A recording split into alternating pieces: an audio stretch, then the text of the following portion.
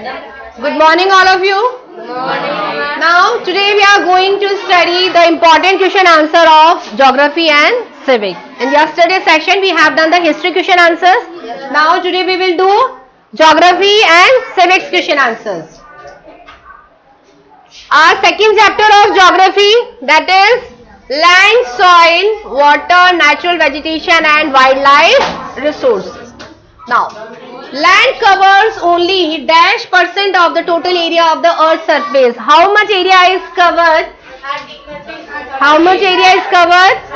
30%.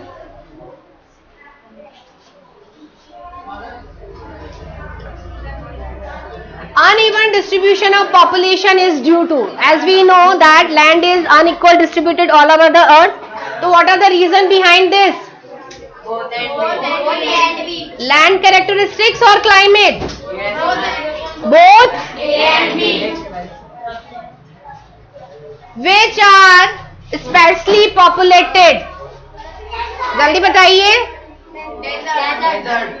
Sure? Land is used for agriculture, forestry or mining, or all of the above? All of the above? Agriculture, Vedansh? All of the above?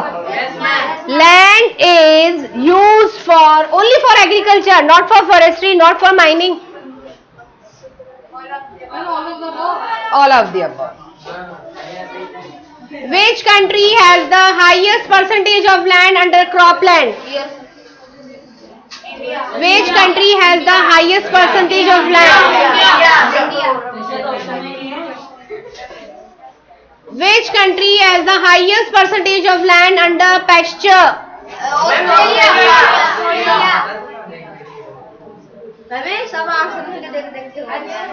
Which country has the highest percentage of land? Slow. Don't shout.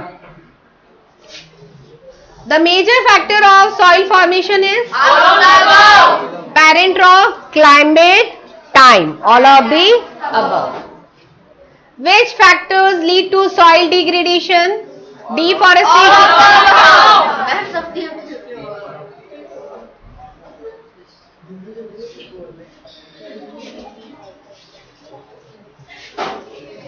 In coastal and dry belts, which method of soil conservation effective? Which one? In coastal and dry areas की बात कर रहे हैं हम, जहाँ पे कौन सा कंजर्वेशन यूज में लिया जाता है? Shelter belt. Dash of the earth surface is covered with water. How much earth is covered with water? 3/4. Water is used for agriculture, industries or domestic purpose? Which of the following is a part of biosphere? Lithosphere, atmosphere, hydrosphere. What does wildlife include? Animal, insect, birds and all of the above. तो आपको इस तरह के MCQs prepare करने अपने board exams के लिए. देखने में बड़े सिंपल से लगते हैं, लेकिन थोड़े से ये ट्रिकी होते हैं, right? Now very short answer type question. As we already done the first question, how much area of the earth's surface does land cover? That is 30%. We have done the first question already. That is the 30%. Okay. Name two factors responsible for the uneven distribution of population. Name two factors responsible for the uneven distribution of population. हमारे यहाँ पे distribution जो है population का वो uneven है, क्यों? Because of land and climate. Land and climate. How much land area does the 90% population of the world occupy? कितना land area हमारी population cover करती है? जल्दी बताइए. 90%. How much? 90%. Popular of the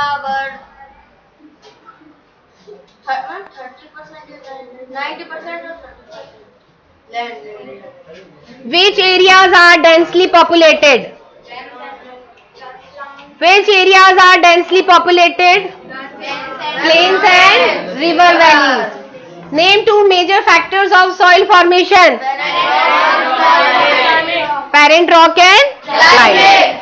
Name two factors responsible for soil degradation.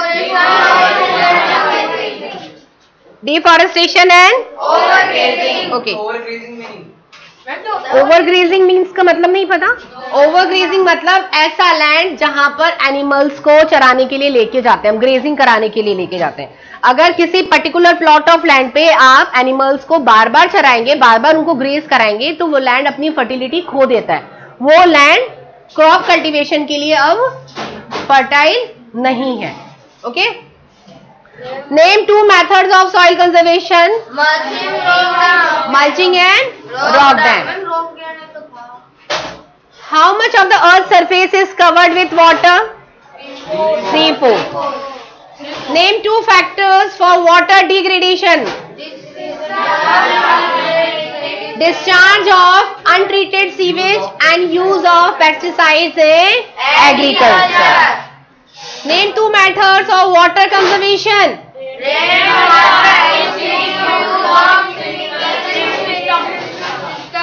System समझ आया? ये sprinkling वाला क्या होता है?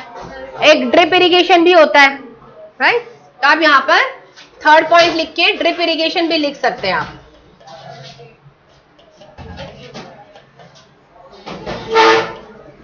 Now what is biosphere?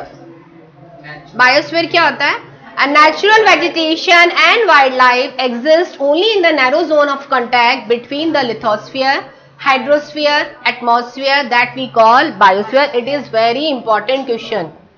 इसको आप बहुत अच्छे से लर्न कर लें अपने एग्जाम्स के लिए.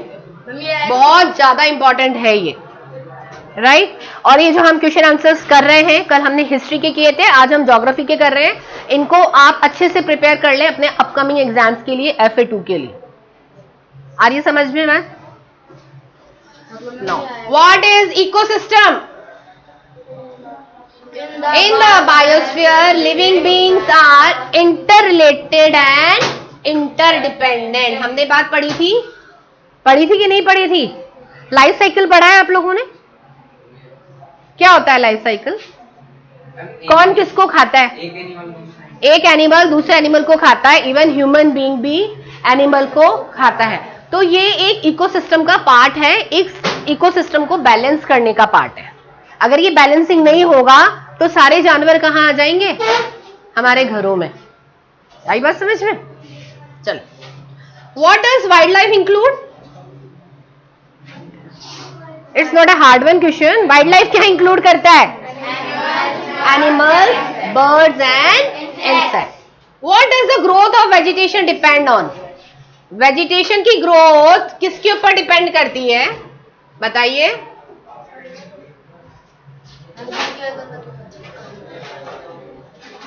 Growth of vegetation depends primarily on temperature and moisture. It depends upon temperature and moisture. How are forests broadly classified? Evergreen forest and deciduous forest. इसके अलावा हमने और भी करे हैं भाविका, फॉरेस्ट के बारे में हमने और भी पढ़ा है. एवरग्रीन फॉरेस्ट, डेसिडियस फॉरेस्ट और mediterranean forest and coniferous forest, right. What are evergreen forest? Evergreen forest क्या होते हैं? The forests which do not shed their leaves simultaneously in any of the season of the year. मतलब ऐसे पेड़, ऐसे forest जो अपनी लीव्स को शेड नहीं करते हैं. देखिए अपने आप में ये वर्ड ही बता रहा है ना एवरग्रीन क्या होता है. एवरग्रीन मतलब हमेशा ग्रीन रहना, हरा भरा रहना.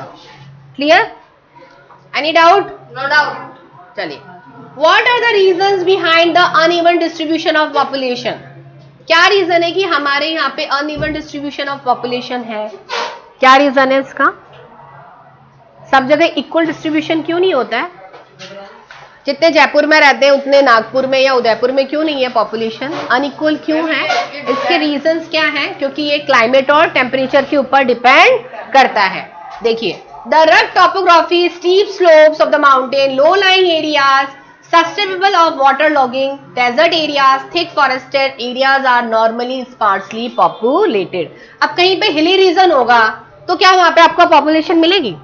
क्या कहीं पे अगर स्लोप डाउन होगा या स्टीप होगा तो क्या वहां आपको ज्यादा पॉपुलेशन मिलेगी? नहीं मिलेगी, क्योंकि हिली एरियाज पे रहना और एक प्लेन एरियाज पे रहने में डिफरेंस होता है।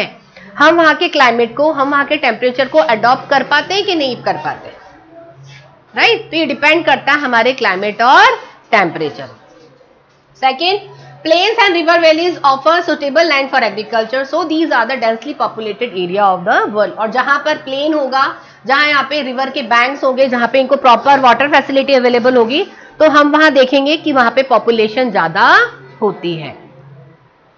What is land use and what are the factors determining the land use? Land use क्या होता है? Land is used for different purposes such as agriculture, forestry, mining, building houses and setting up of industries. This is commonly termed as land use. ये देखिए, एक simple सा term है land use. क्या मतलब हुआ कि लैंड कैसे यूज में आता है? लैंड कैसे यूज में आता है?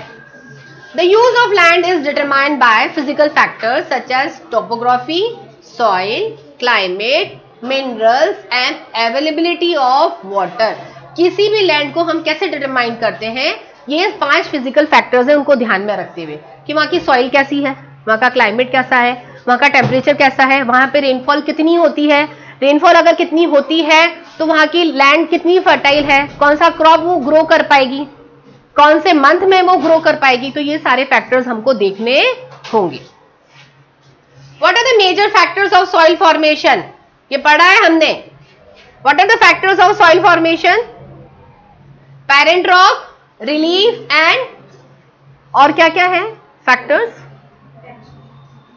जल्दी बताइए। Parent rock means colour, texture and chemical properties of the soil. जहां जहां हमें सॉइल मिलेगी हर क्लाइमेट पे अकॉर्डिंग वो अलग अलग होगी। कहीं आपको ब्लैक मिलेगी, कहीं आपको रेड मिलेगी, कहीं आपको एलुवियल सॉइल मिलेगी, राइट। तो ये जो सॉइल्स होती हैं वो हर सीजन में अलग अलग तरह की क्रॉप्स को ग्रो करती हैं। फिर relief, that means altitude and slope determine the accumulation of soil. वहां कितना स्लिपरी है, वहां पानी अवेलेबल है कि नहीं है, पानी है तो कितना है, राइट, उसका लेवल कितना है। Then third factor is flora and fauna. पढ़ा था कि नहीं? Flora and fauna and microorganisms which have determine the rate of the humus formation. Climate, temperature, rainfall influence rate of weathering and humus. Climate भी depend करेगा हमारा। किसी particular crop को grow करने के लिए क्लाइमेट अपना इंपॉर्टेंट रोल प्ले करता है कि नहीं करता है? करता है। Then time determine thickness of soil profile. अगर ज्यादा टेम्परेचर हाई होगा तो वहां की सॉइल कैसी होगी? हार्ड हो जाएगी। ज्यादा बारिश होगी तो वो क्लेई हो जाएगी। अगर मॉडरेट रेनफॉल होगा तो वो सुटेबल होगी हमारी किसी भी क्रॉप को ग्रो करने के लिए। इसका मतलब ज्यादा गीली अगर मिट्टी होगी तो उसमें भी आप कोई क्रॉप ग्रो नहीं कर पाएंगे। तो हमारा टाइम और टेम्परेचर बहुत मैटर करता है। Now what is the water cycle? ये आप लोगों ने साइंस में भी पढ़ा है कि वाटर साइकिल क्या होता है, बताइए क्या होता है? प्रेसिपिटेशन मेथड वगैरह नहीं पढ़े आपने? पढ़े हैं, हम सबने ही पढ़े हैं कि water can either be added nor subtracted from the earth. Its volumes remains constant. It is always in a cyclic motion. It rises up as a evaporation. It take the form of clouds, then it fall down on the earth in the form of rain or snowfall. मतलब जितना हमारे अर्थ पे पानी available होता है वो evaporate हो जाता है। इवोपरेट होता है तो क्या बनते हैं? क्लाउड्स बनते हैं। क्लाउड्स बनते हैं तो फिर वो वापस किस फॉर्म में हमारे पास आते हैं? एज अ रेन या snowfall. What are the reasons for this supply? What are the reasons for the shortage in supply of fresh water? क्या रीजन है कि फ्रेश वाटर अवेलेबल नहीं है? एनी रीजन बताइए। What are the reasons for the shortage in supply of fresh water? हम क्या कर रहे हैं? फ्रेश वाटर क्या हो रहा है, वेस्ट हो रहा है। पॉपुलेशन इंक्रीज होती जा रही है, पॉपुलेशन इंक्रीज होती जाएगी तो क्या होगी, पानी की स्केर्सिटी होगी कि नहीं, वाटर स्केर्सिटी होगा। तो first reason is increasing of population. Second, rising demand for food and cash crops. Food की क्वांटिटी, अगर फूड की डिमांड बढ़ेगी तो फूड बनाने में, आपके बेवरेजेस बनाने में, आपका खाना बनाने में आपको पानी की रिक्वायरमेंट होती है कि नहीं होती है। क्या उसके बिना खाना बनाना पॉसिबल है, नहीं है। अगर पॉपुलेशन इंक्रीज होगी तो फूड की डिमांड भी मार्केट में बढ़ेगी। फूड की डिमांड मार्केट में बढ़ेगी तो आपको उतना ही क्रॉप कल्टीवेट करना ही पड़ेगा। तो हमें प्रॉपर इरिगेशन के लिए प्रॉपर वाटर सप्लाई चाहिए होगा। फिर इंक्रीजिंग अर्बनाइजेशन, लोग क्या कर रहे हैं, रूरल एरिया से अर्बन एरियाज में माइग्रेट कर रहे हैं। लोग क्या कर रहे हैं, आज विलेज से कहाँ आ रहे हैं, ये लोग सिटी में आ रहे हैं। अर्बनाइजेशन होता जा रहा है, हो रहा है कि नहीं। तो हमें लैंड की भी रिक्वायरमेंट बढ़ेगी और वाटर की भी रिक्वायरमेंट बढ़ेगी। Then rising standard of living. Rising standard of living का मतलब कि अब इंसान का क्या हो गया, स्टैंडर्ड, बहुत लिविंग स्टैंडर्ड क्या हो गया है, हाई हो गया है। लिविंग स्टैंडर्ड अब हाई हो गया है। तो instead of the normal water अब क्या रिक्वायरमेंट हो गई है हमें, बिस्लरीज की। क्या रिक्वायरमेंट हो गई है, बिस्लरीज की। Right A short note on the problem of the water availability across the world. आपको पता है कि हमारे सिर्फ इंडिया में ही नहीं, इंडिया के बाहर भी पानी की प्रॉब्लम हो रही है। कैसे हो रही है, about 70 to 75% of the earth is covered with water. Still the many regions of the world are facing the shortage of water. Most of, देखिए कौन कौन से हमारे एरियाज हैं जहां पर पानी की प्रॉब्लम अराइज हो चुकी है। Africa, west Asia, south Asia and parts of the USA face problem of water shortage. Even people suffer to save drinking water in some parts of the India like Orissa and Rajasthan. क्योंकि राजस्थान में पानी की कमी क्यों हो रही है, क्योंकि हमारे यहाँ पे रेनफॉल कम होता है और हमारी पॉपुलेशन ज्यादा है। Differentiate between evergreen and deciduous forest. ये भी बहुत ज्यादा इंपॉर्टेंट क्वेश्चन है, ये आता ही आता है। Forests are broadly classified as evergreen and deciduous depending on when they shed their leaves. Evergreen forest के बारे में हम पढ़ चुके हैं। They do not shed their leaves. They do not shed their leaves simultaneously in any season of the year. Now deciduous forest shed their leaves in a particular season. देखिए यहाँ पे एक डिफरेंस, एवरग्रीन फॉरेस्ट में जो trees होती है वो हमेशा ग्रीन रहती हैं, लेकिन डेसिडियस में एक पर्टिकुलर सीजन में जो फॉरेस्ट होता है वो अपनी शेड को, लीव्स को शेड कर देता है। नेक्स्ट, अभी तक किसी को कोई प्रॉब्लम है किसी क्वेश्चन में तो पूछ सकता है। ये सभी इंपॉर्टेंट क्वेश्चंस हैं। आप ये ना सोचें कि हमारे सिर्फ एनसीईआरटी ही हमें करने हैं। एनसीईआरटी के अलावा पूरी आपको बुक गो थ्रू करनी है, बुक बहुत अच्छे से रीड करनी है। अगर आपने बुक का चैप्टर बहुत अच्छे से रीड कर लिया तो आपको यहां कोई प्रॉब्लम नहीं आएगी, क्योंकि सब क्वेश्चंस हमारी बुक के ही हैं, बुक के बाहर का कुछ भी नहीं है। समझ आ रही है बात? No. What is national park? क्या होता है नेशनल पार्क? बड़ा सिंपल सा टर्म है। नेशनल पार्क क्या होता है बताइए? Animals are protected from hunting by normal people. Now, national park is the natural area designed to protect the ecological integrity of one more ecosystem for the present and the future generation. Jim Corbett National Park is an example of it. Now, what is biosphere reserve? Biosphere reserves क्या होते हैं बताइए? Park और century में कोई difference है क्या? क्या होता है बताइए? सेंचुरी की कोई सीमा कोई है ना, सेंचुरी की कोई बाउंड्रीज नहीं होती। अच्छा, और पार्क की होती है? National park, natural park, national park इनकी होती है। अच्छा, क्या पार्क किसी ऑर्गेनाइजेशंस के द्वारा रेगुलेट किए जाते हैं? वो है ना, वो नेशनल पार्क है, वो नेशनल पार्क है। हाँ, बाउंड्रीज है, उसकी बाउंड्रीज है। और सेंचुरीज की, जैसे इसमें जिम कॉर्बेट का एग्जाम्पल दिया था इन्होंने, वो नेशनल पार्क है। ठीक है। सेंचुरीज क्या होती हैं? सेंचुरीज में हम प्लांट्स को भी प्रोटेक्ट करते हैं। एनिमल्स को तो करते ही हैं, लेकिन साथ में प्लांट्स को भी प्रोटेक्शन प्रोवाइड किया जाता है। ये एक ऑर्गेनाइजेशन के द्वारा नहीं होता है, काफी 2 या 3 ऑर्गेनाइजेशंस मिलके ये काम स्टार्ट करती हैं। जो एंडेंजर्ड स्पीशीज हो गई हैं, जो एक्सटेंट होने वाले हैं, ऐसे जानवरों को वहां पे रखा जाता है, जिससे उनके आने वाली फ्यूचर जनरेशन को हम प्रोटेक्ट कर सकें, राइट? तो what is the biosphere reserve? Biosphere reserve is a series of protected areas linked through a global network. देखिए ग्लोबल का मतलब आ गया कि सिर्फ इंडिया तक ही सीमित नहीं है, बाकी वर्ल्ड में भी लोग ये कदम आगे बढ़ा रहे हैं। जैसे हम नहीं देखते आजकल स्ट्रीट डॉग्स वगैरह को लेके भी बहुत बड़ा ऑर्गेनाइजेशन चल रहा है, जिसमें स्ट्रीट डॉग्स को प्रोटेक्ट किया जा रहा है, एक उनको लैंड प्रोवाइड करवाया जा रहा है, राइट? तो इसी तरह से ये है intent to demonstrate the relationship between conservation and development. जैसे भरतपुर बायोस्फीयर दिया है, sanctuary is an example of it. यहाँ पे एनिमल्स को भी प्रोटेक्ट किया जा रहा है और हमारी जो प्लांट्स हैं जो बहुत रेयर अवेलेबल होते हैं, जिनसे हर्ब्स बनाई जाती हैं, ये आयुर्वेदिक मेडिसिन वगैरह बनाई जाती हैं, तो ये सेंचुरीज इसलिए प्रोटेक्ट करी जाती है। क्लियर है? Why is land considered an important resource? Land को इंपॉर्टेंट रिसोर्स क्यों बताया गया? क्या लैंड नहीं होगा तो हमारी जो लाइफ है वो सरवाइव हो पाएगी? क्या हम सरवाइव हो पाएंगे? लैंड नहीं है तो एग्रीकल्चर नहीं होगा, एग्रीकल्चर नहीं होगा तो फूड नहीं होगा, फूड नहीं होगा तो ह्यूमन बीइंग नहीं होगा, राइट? तो क्या एनिमल सरवाइव करेंगे? नहीं करेंगे।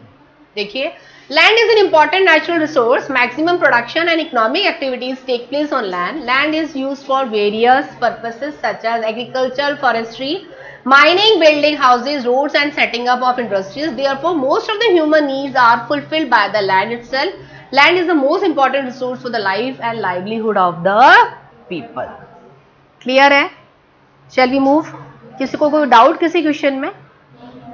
ठीक है। What is landsliding? हम पूछते हैं लैंडस्लाइड हो गया, क्या होता है लैंडस्लाइडिंग? हाँ, लैंडस्लाइडिंग क्या होता है? जमीन का धस जाना, तो एक तरीके से लैंड का टूट जाना, राइट? लैंड का टूट जाना। Landslides are simply defined as the mass movement of rocks. बड़े बड़े जो पहाड़ होते हैं, जो बड़े बड़े पत्थर होते हैं, चट्टाने जो होती है जिनको हम कहते हैं, उनका टूट के गिर जाना, that is called the landslide. Debris और अर्थ डाउन अ स्लो, बीच में से धरती का फटके, अर्थ का फटके नीचे की तरफ चले जाना, that is also called landslide. They often take place in conjunction with earthquake, floods and volcanoes. जैसे अर्थक्वेक आता है, फ्लड आता है या वॉल्केनोज होता है, तो उस वक्त हमारे यहाँ पे लैंडस्लाइड हो सकता है और मोस्टली 80% होता ही है। A prolonged spell of the rainfall can cause heavy landslide. The following steps should be taken to check the disaster. Hazard mapping to locate areas prone of landslide. Hence, such areas can be avoided of building settlement. हमें पता है कि कोई area ऐसा है कि जहां पर अर्थक्वेक के या फ्लड के या वॉल्केनोज आने के चांसेस ज्यादा हैं, तो हमारी कोशिश ये रहे कि वहां पे किसी तरह की कोई बिल्डिंग सेटलमेंट नहीं करी जाए और वहां पे कम से कम पॉपुलेशन हो, या तो हो ही नहीं। अगर वहां पे किसी माइनिंग के चक्कर में या फॉरेस्ट्री के चक्कर में वहां पे अगर हम रह रहे हैं, तो हमारी कोशिश ये रहे कि हम वहां पे कोई बड़ी बिल्डिंग सेटलमेंट न करें, क्योंकि ऐसा करने से ज्यादा हमारे लिए हार्मफुल हो सकता है। Next, increase in the vegetation cover to arrest landslide. मतलब increase in the vegetation cover to arrest landslide, इसका मतलब क्या हुआ? Increase in the vegetation cover to arrest landslide मतलब कोई ऐसा एरिया जहां पे हमारा वेजिटेशन होता है, जहां पे हम क्रॉप कल्टीवेशन ज्यादा करते हैं, जहां पे हम प्लांट्स हैं, हमारी वेजिटेबल्स हैं, वो ग्रो करते हैं, लेकिन due to the landslide, due to the earthquake अगर वो एरिया खत्म हो गया है, तो हमारी कोशिश ये रहेगी कि हम कोई और एरिया डेवलप करें वेजिटेशन के लिए। क्या होगा? वो एरिया तो खत्म हो जाएगा, फिर हम कल्टीवेट करेंगे कहां पे? आ रही बात समझ में? No. Construction of retention wall to stop land from slipping. Construction of retention मतलब चारों तरफ से हम एक बाउंड्री स्ट्रॉन्ग डेवलप कर देते हैं, या हम कहते हैं कि हमारी नींव कमजोर ना हो। हम जो पिलर्स वगैरह जो लगाते हैं, हम जो हमारी फेंसेस या बाउंड्रीज लगाते हैं, वो इतनी स्ट्रॉन्ग लगाएं कि अगर कोई ऐसा नेचुरल डिजास्टर होता भी है तो वो हमें ज्यादा अफेक्ट ना करे। Clear? Now our third chapter in the old book it is 4 because the mineral and resources chapter is omitted in the new syllabus, right? तो हमारा next chapter आता है agriculture. We have done in the class.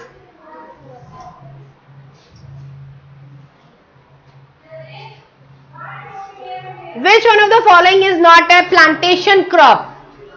Coffee, sugarcane, wheat and rubber. Fast. wheat, because coffee, sugar and rubber are grown on a large area. That is why they are called the plantation crop, and wheat is not a plantation crop. Clear? Now, in which one of the following countries cooperative farming was the most successful experiment? Denmark. Answer is Denmark. In which one of the following regions is extensive commercial grain cultivation not practiced? His answer is prairies. Where it is prairies? Prairies in North America. Prairies in North America. We have already done grasslands. पढ़ा था हमने prairies, pampas, velds, steppes. पढ़ा था ये सब हमने. तो prairies कहाँ पर होता है ये? North America. Next, which one type of agriculture amongst the following is also called slash and burn agriculture? बताइए. मैम ये वाला है. Slash and burn agriculture, extensive subsistence agriculture, extensive shorting agriculture, extensive commercial grain cultivation and mixed farming. Answer is extensive subsistence agriculture. As you all know, what is slash and burn agriculture? सबको पता है क्या होता है?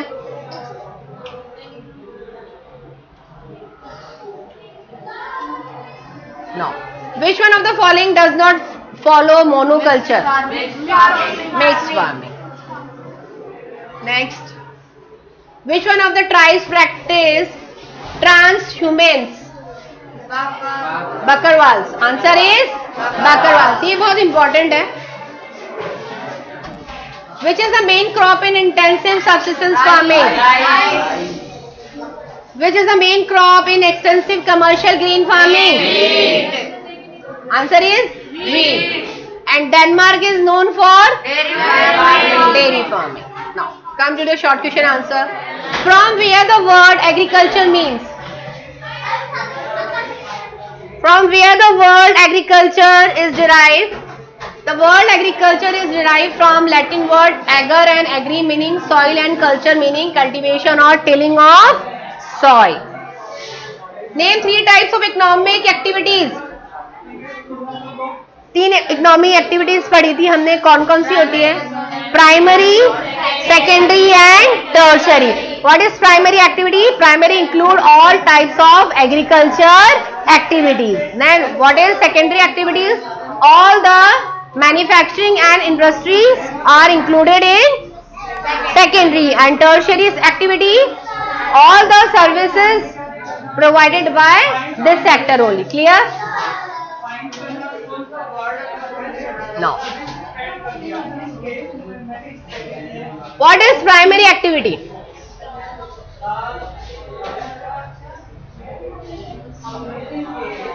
What is primary activity? It includes all type of activities which are related to agriculture.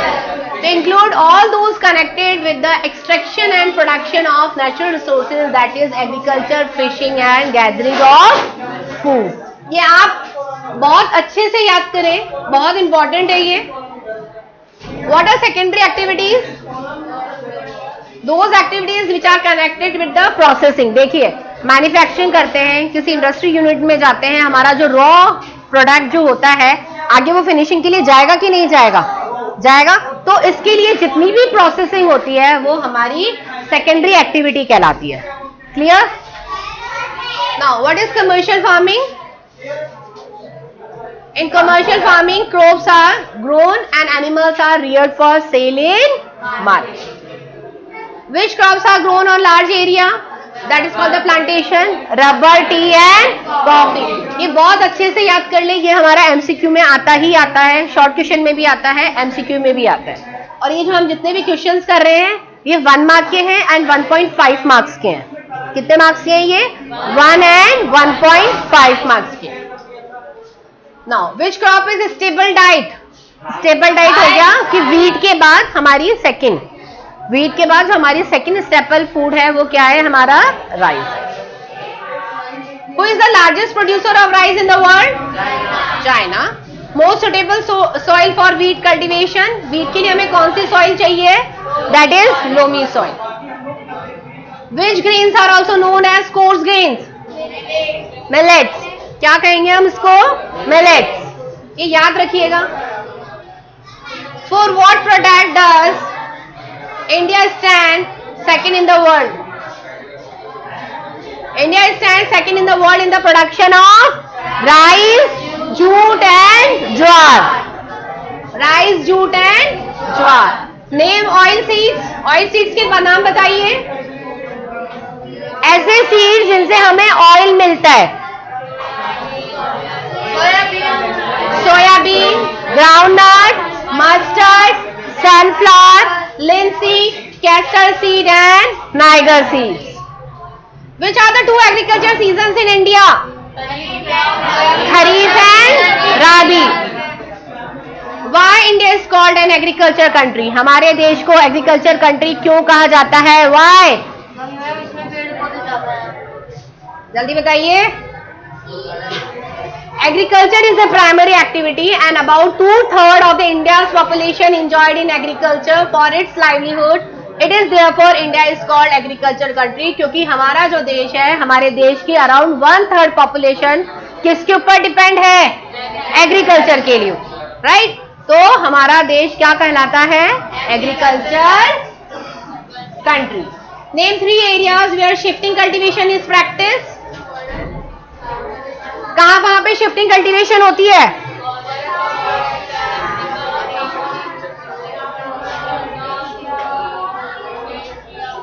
South east Asia, north east Asia and tropical Africa. कहां पे commercial farming? North east India. Okay. Where the commercial farming is practised? Commercial farming is done in Canada and USA, Argentina, Australia, India and Ukraine. Name 2 types of farms in USA. ये पढ़ा था हमने, mix farms और specialise. हमने इसका एक example भी किया था जहां पे वो मॉडर्न टेक्निक से कल्टीवेशन कर रहा था। इवन वो मिक्स फार्मिंग कर रहा था, अपनी क्रॉप्स के साथ वो और वेजिटेशंस भी ग्रो कर रहा था। हमने इसका एग्जाम्पल पढ़ा था बुक के अंदर, right? Classify T on the basis of its preparation. कौन कौन सी तरह की टीज बनती हैं? Black tea, green tea and brick tea. Name 2 varieties of coffee. Coffee Arabica and coffee Robusta. What is the average size of farm in the USA? Around 250 hectare. How much percentage of the world population is engaged in agriculture? 50%. Why is agriculture called a system? Because seeds, fertilizer, machinery and labor are input for some operation. These provide crop, wool, dairy product to make it system. देखिए class, हमने सारे इतने questions देखे। अपने questions में notice करिए एक बार कि सभी आंसर टू द पॉइंट है। सभी आंसर्स टू द पॉइंट है और ये आंसर्स कैरी करते हैं 1.5 मार्क्स के। तो हमारे क्वेश्चन इसी तरह से आते हैं। आप लोग को आंसर टू द पॉइंट देना होता है क्योंकि आपको स्पेस प्रोवाइडेड होती है, उसी स्पेस के अंदर आपको आंसर लिखना होता है। आप लोग को कोई अलग से आंसर शीट अवेलेबल नहीं होती है। Got it? तो आपको जो क्वेश्चन पूछा गया है उसी का आंसर आप प्रॉपरली और एक्यूरेट लिखें। इसलिए आपसे कहा जाता है कि आप क्वेश्चंस को कैसे लिखें? याद कर करके लिखें, जिससे आपकी प्रैक्टिस भी होगी, आपके स्पेलिंग मिस्टेक्स भी नहीं होगी और आपको लिखना आएगा, right? Next, which cultivation is called slash and burn? That is shifting. Okay. What is the other name of shifting cultivation? No, slash and burn. How many times I've told you? Shifting कब करेंगे? जब हमने किसी land को जलाया, उसको burn किया और उसकी ऐश को सॉइल के साथ मिक्स कर दिया, उसको फर्टाइल करने के लिए, और उसको कुछ महीनों के लिए हमने बैरन छोड़ दिया, खाली छोड़ दिया, तभी तो हमने शिफ्ट किया। तो what is the other name of shifting cultivation? Slash and burn. Name 3 types of commercial farming. Commercial grain farming, mix farming and plantation and agriculture. Name 4 areas of fix farming. Name 4 areas: Argentina, south east Australia, New Zealand and south Africa. Okay, now our geography question answer is complete. Now we will do civics question answer in our next session. Okay. I hope ये question answers आपको समझ आए होंगे, तो आप इनको अपने exams के लिए, अपकमिंग एग्जाम्स के लिए उनको प्रिपेयर करके रखें। Got it? Thank you all of you. Thank you ma'am.